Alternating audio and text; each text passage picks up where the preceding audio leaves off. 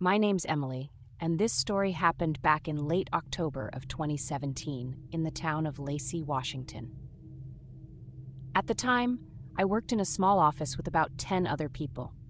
It was one of those environments where everyone knew each other's business, and even if you weren't super close with your coworkers, you'd still get dragged into group plans.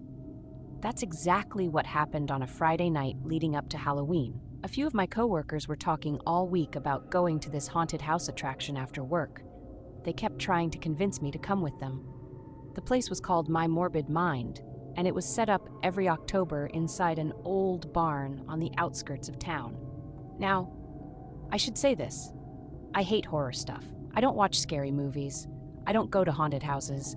I don't even like when people jump out at me as a joke. It doesn't sit well with me. So I told them no at first, but they wouldn't stop asking. They kept saying things like, "Come on, Emily, it'll be fun. It's not even that scary." I eventually gave in, partly because I didn't want to be the buzzkill, and partly because I thought, how bad could it really be? After work, 4 of us piled into a car and headed out. By the time we pulled up to the haunt, it was already dark. That's when I noticed something weird. Right next to the big wooden sign that read, "Welcome to My Morbid Mind," there was someone standing completely still. They were wearing a black hood with a disturbing blank white mask covering their face. The mask had no features other than 2 dark eye holes. In their hand, they held this old-looking lantern that gave off a dim yellow light. They weren't moving, not even shifting, just standing there watching the cars pull in. My friends laughed it off, saying it was probably one of the actors. But there was something about the way the person stood there that unsettled me. Most haunt actors jump out, make noise, do something to get a reaction. This person just silently stared as we turned down the gravel road. I remember looking back out the rear window as we drove toward the parking lot, and they were still standing there, head tilted slightly, like they were watching us specifically. We parked, got our tickets, and stood in line with a crowd of other people.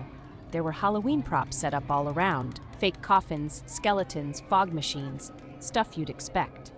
I tried to relax, but I couldn't shake that image of the masked person by the sign. Finally, it was our group's turn to go inside. The inside of the haunt was everything I dreaded.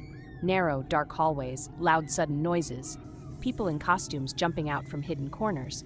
There were different rooms with creepy setups. One had hospital beds with flickering lights and patients screaming.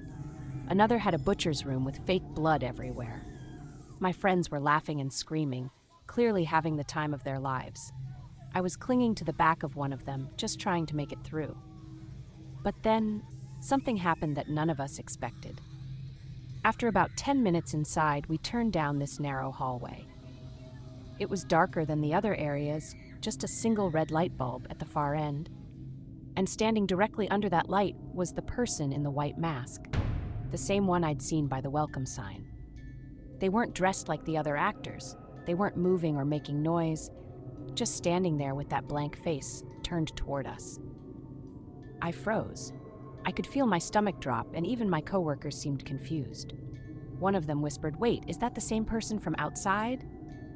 We slowly walked forward, expecting them to jump out at us, but they didn't. They just stood there.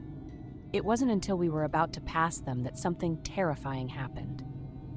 As we walked by, the masked figure suddenly reached out. Their hand shot out of the darkness and grabbed my wrist with a force that made me stumble.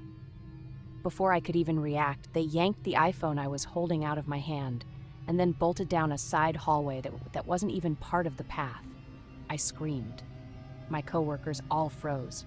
We thought it was part of the act at first, but after a few seconds, it became clear something was wrong. We hurried through the rest of the haunt, hearts racing, until we made it out the exit. The moment we got outside, I went straight up to one of the employees at the ticket booth. I told them one of their actors stole my phone. When I described the person in the black hood and white mask, the employee looked completely confused. They said they didn't have anyone wearing a mask like that working inside. I insisted I'd seen them, first by the sign and then in the hallway. But the staff kept shaking their head. One even offered to walk us back inside to ask the actors, but I refused. I just wanted to get out of there. My friends tried to calm me down, saying maybe it was just a mistake, maybe it was part of the show, but I knew something wasn't right. We walked back to the parking lot, and that's when things got worse. Sitting on the hood of the car we came in was my iPhone. At first, I felt relief. But that feeling disappeared when I picked it up.